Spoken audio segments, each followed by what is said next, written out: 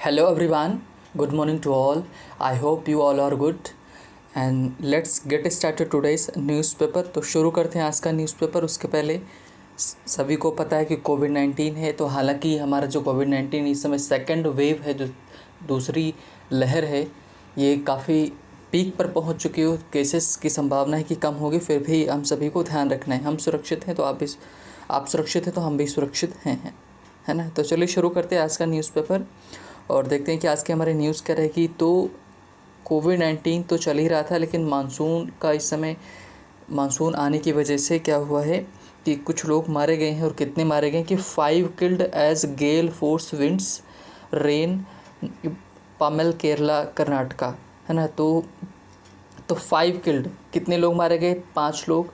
किसकी वजह से? एज का लिखा हुआ है कि एज गेल फोर्स विंड्स, है ना। तो जो गेल फोर्स विंड्स होता है, ये इस्तेमाल किया जाता है किसके लिए? जब स्ट्रॉन्ग विंड चलती है और इसकी जो स्पीड होती है वो 50 से 102 किलोमीटर पर आवर के हिसाब से होती है, तब उसको गेल फोर्स विंड्स बोला जाता है ना। कि मतलब तेज़ जो हवा चल रही थी बहुत तेज़ी से, तो उसकी वजह से क्या हुआ है कि 5 लोग मारे गए। और साथ ही में क्या हुआ कि रेन पमल का मतलब क्या होता है कि ये जो बार बार जब तो हिट समथिंग रिपीटेडली, बार बार किसी को हिट करना। तो रेन पवेल का मतलब केरला कर्नाटका, तो वहाँ पर बार बार जो बारिश हो रही थी उसकी वजह से भी ये देखने को मिला। और वेरी सीवियर साइक्लोन, है ना, तौकते आया। नाम क्या है इस बार जो साइक्लोन चक्रवात आया है उसका नाम क्या है? तौकते। और ये क्या है कि जो वेरी सीवियर साइक्लोन तौकते, है ना, expected to cross Gujarat coast this evening. तो चांसेस हैं कि जो इस बार का भी आज शाम में, इवनिंग में, ये जो तौकते साइक्लोन है, चक्रवात है, किसको क्रॉस करेगा? गुजरात को क्रॉस करेगा। तो ये है न्यूज़ फर्स्ट हमारी। नेक्स्ट देखते हैं। तो बोला गया कि द सेकेंड कोविड-19 wave shows sign of peaking. Second उन्होंने बोला, इसका मतलब ये नहीं कि ख़त्म हो रहा है। तीसरी लहर की भी एक्सपेक्टेशन की जा रही है कि तीसरा चरण भी होगा। तो वही बोला जा रहा है कि द सेकेंड कोविड-19 wave shows sign of peaking, की मतलब जो सेकेंड लहर है, चरण है कोविड-19 का, उसमें क्या कि देखने को मिल रहा है कि पीक पर हैं हम। और पीक के बाद फिर क्या होगा? नीचे आने स्टार्ट हो जाएंगे, जैसा कि आपको पिक्चर में दिख रहा है ना। तो ये हमको देखने को मिला। और drop in cases not accompanied by increase in testing. साथ ही में बोला गया कि केसेस जो ड्रॉप हुए हैं कि इसकी वजह ये नहीं है कि टेस्टिंग बढ़ा दी गई, इसकी वजह से ज़्यादा टेस्ट किए जा रहे हैं तो ऐसा मिल रहा है, ऐसा नहीं है। उन्होंने बोला कि केस जितने टेस्ट किए जाते थे उतने ही किए जा रहे हैं, तभी भी ड्रॉप देखने को, इसमें थोड़ा सा कमी देखने को, डिप देखने को मिली है। और एक और न्यूज़ बोला गया है कि कोविड-19 response over next 6 to 18 months critical. कह रहे हैं कि जो कोविड-19 का जो रिस्पॉन्स है उसके प्रति जो जवाबदेही है, बोला जा सकता है कि 6 से 18 महीने मतलब लगा करके आधे साल से लगा कर 1.5 साल तक आने वाले समय में बात करें कि क्रिटिकल चीज़ें रहेंगी, मतलब संकट में हम रहेंगे। और बड़ी जो न्यूज़ है, अगर इंटरनेशनल बोलें तो जैसा कि हम जान रहे हैं कि इस समय बहुत कॉन्फ्लिक्ट चल रहा है कि 2014 के बाद पहली बार इतना तेज़ बॉम्बिंग देखने को मिल रही, कहाँ पर? इज़राइल और फ़लस्तीन जो है उसके बीच में। तो इज़राइल, सभी जान रहे हैं इज़राइल क्या है कि एक ऐसा देश था, है ना, देश स्थानी है, जो कि कहाँ पर है ना, कि ये मुस्लिम कंट्रीज़ में बसाया गया था, ये पहले से यहाँ था नहीं। और इसने क्या, अगर बात करें तो पहले ही जहाँ पर आज इज़राइल हुआ करता वहाँ पर कौन था? फ़लस्तीन था। और फ़लस्तीन की बात करें तो अब जितनी फ़लस्तीन की पूरी जगह थी, तो उसमें से 70% किसके पास है? 70% है इज़राइल के पास, 30% बचा है किसके पास में? ठीक है, ये बचा है फ़लस्तीन के पास। लेकिन ये लोग कह रहे हैं कि नहीं, ये 30% वाला भी, ये लोग कह रहे हैं कि अच्छा हाँ, जब पहले कितना था? 50-50% था दोनों के पास। कितनी, अगर बात करें हम कि दोनों के पास जो लैंड थी वो थी 50% इज़राइल के पास थी और 50% थी किसके पास, है ना, ये जो फ़लस्तीन है इसके पास, है ना। तो अब बाद में ये हुआ कि इज़राइल ने बोला कि भाई 50% है, एक्सेप्ट कर लो कि 50%। अच्छा, ये जो मुस्लिम कंट्रीज़ हैं ये इज़राइल को देश मानते ही नहीं, सबसे बड़ी प्रॉब्लम ये है। तो इस वजह से ये क्या करता है? अटैक करता है। तो अभी क्या कर रही है कि धीरे धीरे करके यहाँ पर 70 आ गए और ये 30 पे चले गए। अब ये लोग कह रहे कि नहीं नहीं, पहले वाला रखो, 50-50 कर लो कि 50% आपकी लैंड थी, 50% मेरी, हम उसको एक्सेप्ट करेंगे। अब इजराइल कह रहा नहीं, 50 नहीं, अब 70 हमारा, 30 तुम्हारा, है ना, कि इसको एक्सेप्ट करो। और नहीं तो इजराइल की जैसा स्ट्रॉन्ग उस जगह पर कोई कंट्री नहीं है, बहुत स्ट्रॉन्ग है ना, इतना स्ट्रॉन्ग है कि इसे जो भी जॉर्डन लड़ा हो, है ना, चाहे अरब लड़े हो, कोई भी देश इसे लड़ा, कोई जीता नहीं अभी तक, और सब हारे हैं। तो वही बोला कि Israel bombs home of Hamas Gaza chief, जो हमास वहाँ का जो मिलिटेंट ग्रुप है ना, वही क्या हुआ है कि उसका जो गाजा में थे, हमास के जो गाजा चीफ थे, उन्हीं का जिस घर में वो रहते थे, वो बिल्डिंग को पूरा डिस्ट्रॉय कर दिया गया। और संडे को 42 लोग मारे गए हैं। वर्स्ट डेली डेथ टोल थी, है ना, ये तो अब तक की सबसे जो ख़राब, मतलब भारी संख्या में लोग मारे गए हैं, वो संडे को ही मारे गए। 42 लोग मारे गए, टोटल मिला के लगभग 153 लोग मारे जा चुके हैं। और कल यूएन में हुआ था मीटिंग, लेकिन कुछ ज़्यादा निर्णय कुछ खास निकला नहीं। तो ये तो न्यूज़ थी, है ना। और अगर बात करें कि दूसरा बोला जा रहा है कि गांव में भी बहुत तेज़ी से कोरोना फैल रहा है, उसका ध्यान रखा जाए। और एक ये न्यूज़ देख लेते हैं, एग्ज़ाम में पूछा जा सकता है। बाकी जो अब हम ट्राई यही क्या करेंगे, न्यूज़ हम वो डिस्कस करेंगे जो हमारे लिए इम्पोर्टेंट है, फालतू हम डिस्कस नहीं करने वाले हैं।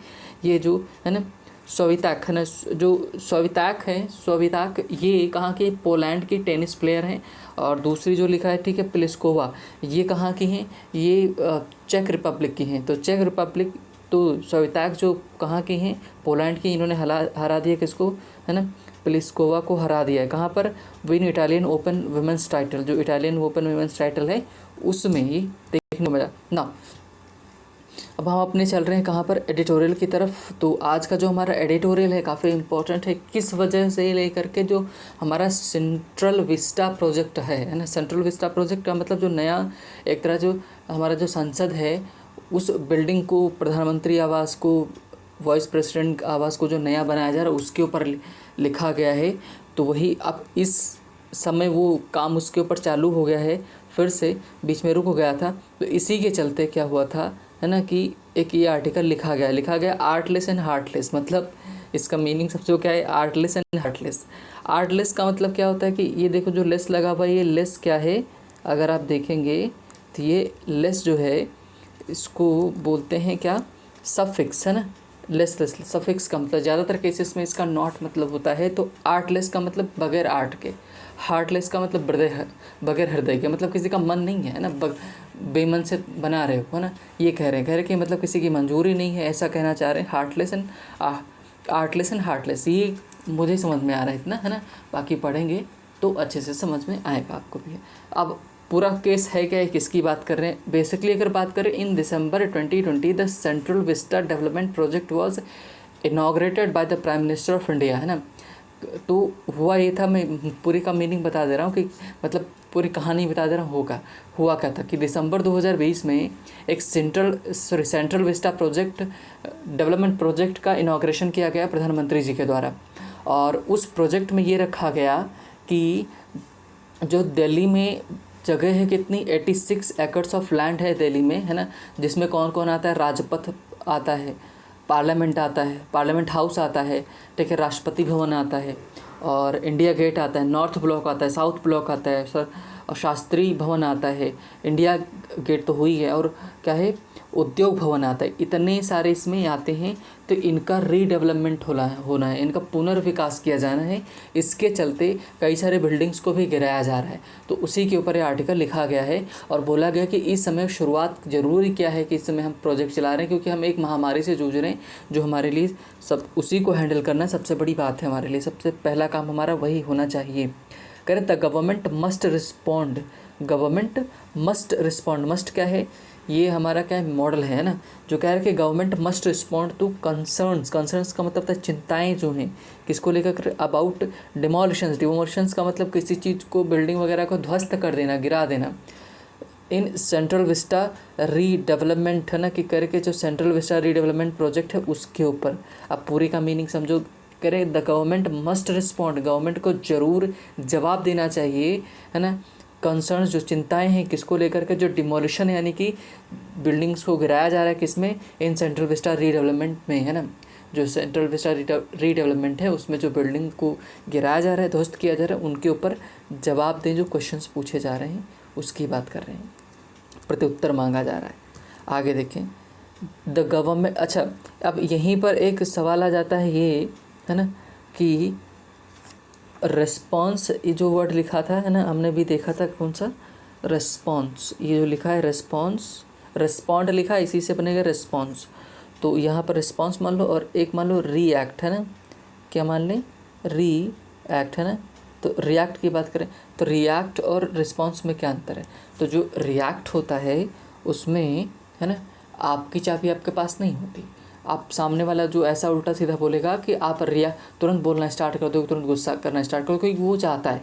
और जब रिस्पॉन्ड करते हो आप, तो उसमें क्या होता है कि आप सोच समझ कर चीज़ों को बोलते हो, क्या बोलना चाहिए क्या नहीं बोलना चाहिए वो बोलते हो ना। तो इसीलिए बोला जाता है ना, कि हमें रिस्पॉन्ड करना चाहिए ना कि रिएक्ट करना चाहिए।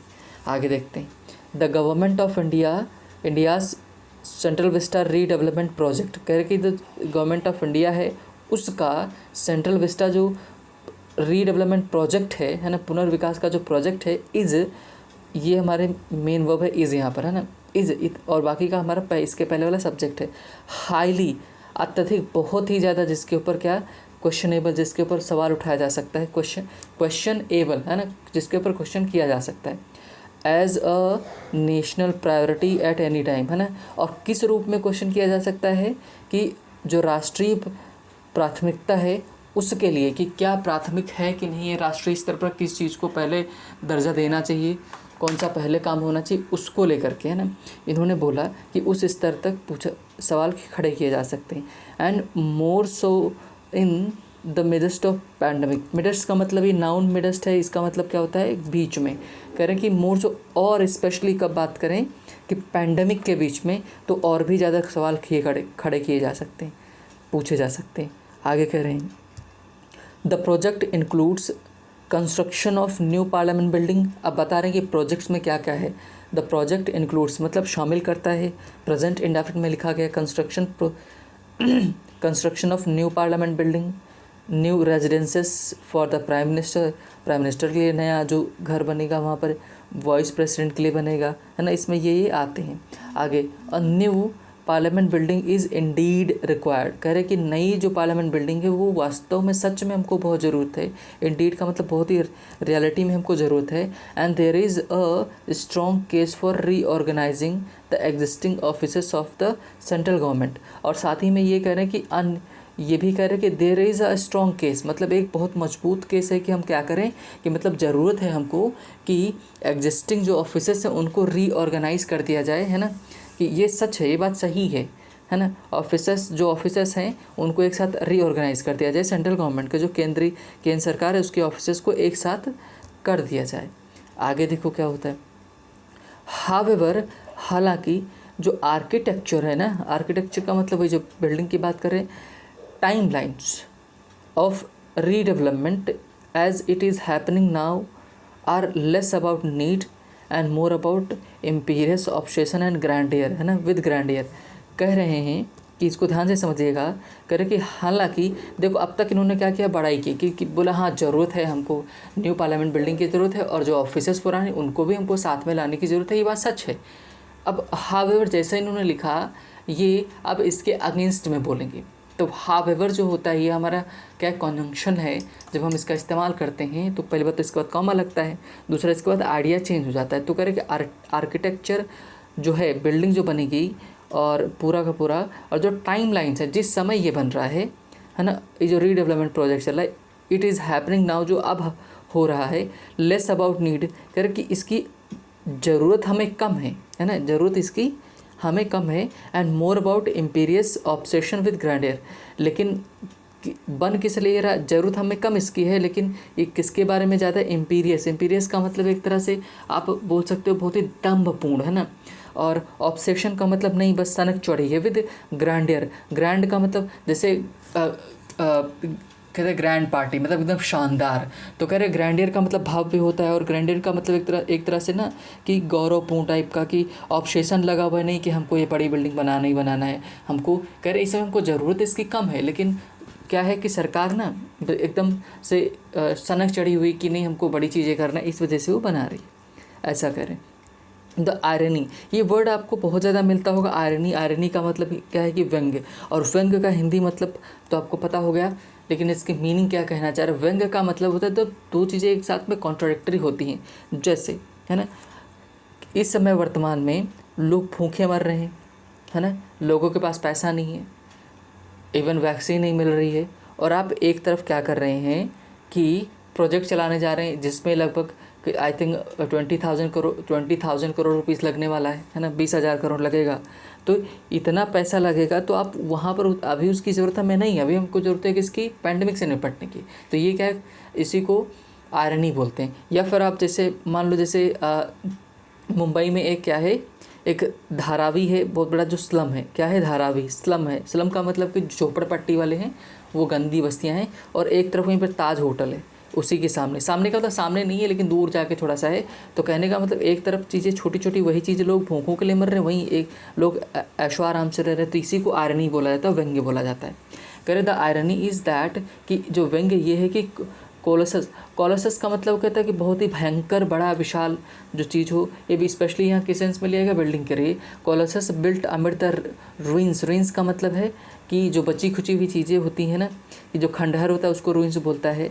कि कह रहे हैं कि the irony is that Colossus built amid the ruins end of pandemic, pandemic की जो जा रही तो जो बची चीज़ें बच रही हैं, could turn out to be the monument, है ना, ये जो मोनूमेंट बनाया जा रहा है, स्मारक बनाया जा रहा है, ये क्या हो सकता है, the governments disregard for public good.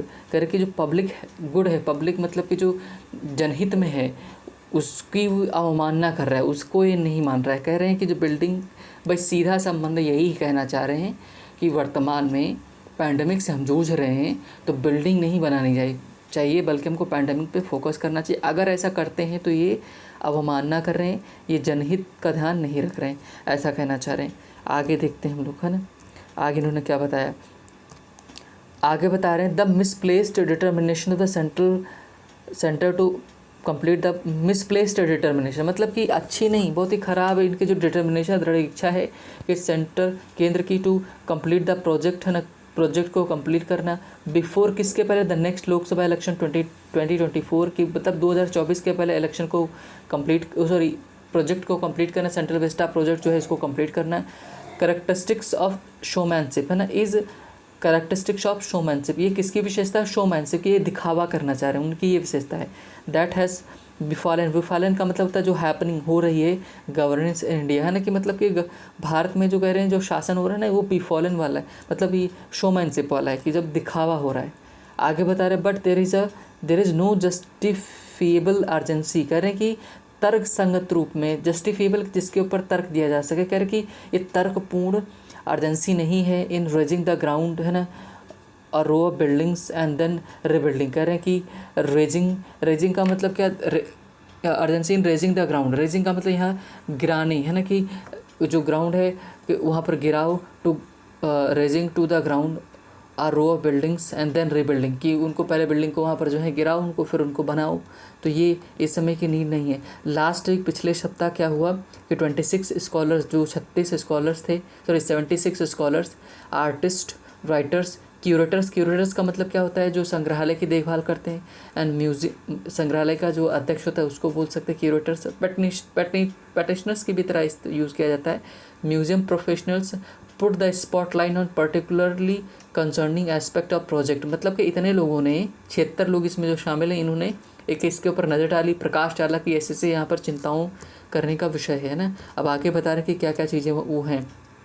कह रहे हैं the national museum of India, in the Indira Gandhi national centre for arts and the national archives annexe, archives का मतलब जहाँ दस्तावेज रखे, annexe are set to be demolished, कि इतनी चीज़ों को क्या कर रहे हैं कि नेशनल म्यूज़ियम, है ना, IGNCA और जो ये नेशनल आर्काइव्स डिपार्टमेंट, जो पूरा का पूरा बिल्डिंग, इसको गिराया जाएगा, डिमोलिश्ड किया जाएगा, to make way for new buildings, नई बिल्डिंग्स के रास्ता करने के लिए इनको गिराया जा रहा है। तो इसकी सबसे बड़ी चिंता हो रही है ना, कि इनको आखिर में इतना ऐसा क्या है कि इनको गिराने की ज़रूरत है। आगे कह रहे हैं the experts have called for का मतलब तो डिमांड करना है। उन्होंने, एक्सपर्ट्स ने डिमांड की किसकी, for immediate suspension of the project, ये प्रोजेक्ट को तुरंत प्रभावशाली रूप से इसको बंद किया जाए। Wide public consultations on the path ahead, है ना। और कह रहे हैं ज़रूरत है कि इसकी पूरी तरह से एकदम खुले में कंसल्टेशंस किया जाए पब्लिक का। देयर आर वैलिड कंसर्न्स, मतलब कि कह रहे हैं वैध कंसर्न्स हैं जो पूर्ण रूप say about the conservation of collections. Conservation का मतलब जिनको संरक्षित किया, जो कलेक्शन है उसको संरक्षित किया गया, उसके ऊपर चिंताओं का जो विषय है जो उसमें रखी गई। हाउस्ड का मतलब रखी जाना, दी सेंटर्स, इन सेंटर्स में, है ना। आगे बता रहे हैं relocation of the treasures at the national museum. कर जो नेशनल म्यूजियम में चीज़ें रखी, जो ट्रेजर्स रखा, खजाना हमारा है ना। Archival records and national archives, है ना। मैनुस्क्रिप्ट जो हस्तलिपि वगैरह रखी हैं। Holdings the IGNCA can be extremely challenging task, है ना। वो कह रहे कि बहुत ही चुनौतीपूर्ण टास्क हमारे लिए हो सकता है। इवन ड्यूरिंग ऑर्डनरी टाइम्स, मतलब अगर सामान्य स्थिति में बोलें तब ये भी चैलेंजिंग हमारे लिए हो सकते हैं। अभी तो हम पैंडमिक से जूझ रहे हैं, तो कैसे हो सकता है। करें it is a complex operation, करें ये बहुत ही क्या क्लिष्ट कॉम्प्लेक्स ऑपरेशन है। रिक्वायर्स डिटेल्ड प्लानिंग, इसमें प्लानिंग की हमको ज़रूरत है, एक्सपर्टाइज की ज़रूरत है। Such changes around premier institutions, premier का मतलब जो मुख्य इंस्टीट्यूशंस हैं, take place only after wide consultations in any part of the world. कह रहे हैं कि दुनिया में किसी भी जगह पर अगर इस तरह बड़े बड़े चेंजेस किए जाते हैं तो कंसल्टेशन के साथ ही होते हैं, है ना। एंड कह रहे हैं कि certainly not in opaque, opaque का मतलब जो क्लियर ना हो, है ना, कि अस्पष्ट में कह रहे हैं तो बिल्कुल नहीं होते हैं। कवालियर मतलब कि एकदम चतुर तरीके से या छुप करो तब बिल्कुल भी नहीं होते हैं ना, जैसा कि वर्तमान में हो रहा है। राइटर कह रहा है आर्टिफैक्ट्स, जो वही पुरानी जो हमारी चीज़ें हैं, है ना, उनकी बात कर रहे हैं, जो शिलाकृति हैं आर्टिफैक्ट्स, उनको कह रहे हैं कि एक्सपर्ट्स ने पॉइंट आउट किया है कि फ्लैगिंग द रिस्क ऑफ, किसका रिस्क बताया है कि लॉस ऑफ मिसहैंडलिंग की, मिसहैंडलिंग हो सकती है। क्यों हो सकती है। The Central Vista redevelopment project is clearly being implemented in hurry, कह रहे हैं कि हरी में एकदम जल्दबाजी में किया जा रहा है ना। और आगे यही बता रहे द गवर्नमेंट इंटॉलरेंस, जो गवर्नमेंट की असहिष्णुता है किसको लेकर के, कि असहिष्णु है, मतलब चीज़ों को एक्सेप्ट नहीं कर रही है, सुन नहीं पा रही, बर्दाश्त नहीं कर पा रही। एनी पब्लिक स्क्रूटनी, मतलब कि इसमें कोई पब्लिक स्क्रूटनी हो, समीक्षा हो, वो भी नहीं ये एक्सेप्ट कर पा रही है। Project such as that even photography of the construction is now ban, है ना, कि अब जो कंस्ट्रक्शन की फ़ोटोग्राफी नहीं आप ले सकते, ये भी बैन है ना। The country is facing unprecedented health crisis, कह रहे हैं जो वर्तमान में जो कंट्री है, देश है, वो अनप्रेसिडेंटेड, जिसकी संभावना में नहीं थी, वो हमको फेस करना पड़ रहा है, हेल्थ संकट फेस कर रहे हैं। Ripple effect of which are being felt in the economy, social, political spheres too, मतलब कह रहे हैं कि हर जगह हमको क्या है, रिपल इफेक्ट देखने को, नुकसान वाली चीज़ें देखने को मिल रही हैं। The government will lose nothing, करे सरकार अगर कुछ भी लूज़ नहीं करेगी, कुछ भी खोएगी नहीं। इफ़ पास्ट, इस कंडीशन सेंटेंस में लिखा इट, देखो वर लिखा है ना, कि ये कौन से हाइपोथेसिस में लिखा गया है, ये हाइपोथेटिकल सेंटेंस है। जब आप किसकी बात करते हैं, अगर कंडीशनल सेंटेंस पढ़ेंगे तो उसमें एक चौथी कैटेगरी में आपका एक मिलता है आपका सेंटेंस, है ना, जो बताता है क्या, हाइपोथेटिकल काश वाले sentence. If it were suspend the project, अगर सस्पेंड कर दिया जाए, take the position the public into confidence on the future course in calmer times, है ना। कह रहे कि अगर इसको इफ़ लिखा है इन्होंने कि इफ़ के बाद इट लगाया, उसके बाद वर लगाया, तो मतलब कि हाइपोथेटिकल है, जो संभव हो ही नहीं सकता, है ना। इसी वजह से इन्होंने वर का इस्तेमाल किया है। तो राइटर बहुत चालाक है ना, वर का इसने इस्तेमाल किया, ये बताना चाह रहा है कि हम कहे कुछ भी कितना लें, लेकिन ये बंद नहीं करेंगे, है ना। कह रहे कि इसमें सबको ध्यान में लेना चाहिए, अपोजिशन को लेना चाहिए, और इन कामर टाइम्स मतलब शांत अवस्था में इसको सब करना चाहिए। इन्होंने इतना बताया, थोड़ा सा लंदी फिर आज हो गया, है ना। तो चलिए आज इतना ही रखते हैं। तो मैं आपसे ये कमेंट सेक्शन में ही जानना चाहूँगा, क्या सेंट्रल विस्टा जो प्रोजेक्ट चल रहा है इसको जारी करना चाहिए या इस समय रोक देना चाहिए, आपके क्या विचार हैं, आप कमेंट सेक्शन में ज़रूर आंसर करें, है ना। तो चलिए आज यहीं पर ख़त्म करते हैं, मिलेंगे नेक्स्ट सेशन में। और अगर आप चैनल पर नए हैं तो आप जुड़े रहने के लिए सब्सक्राइब कर सकते हैं, लाइक भी कर सकते हैं, है ना। और मिलते हैं नेक्स्ट सेशन में, तब तक के लिए बाय बाय, टेक केयर।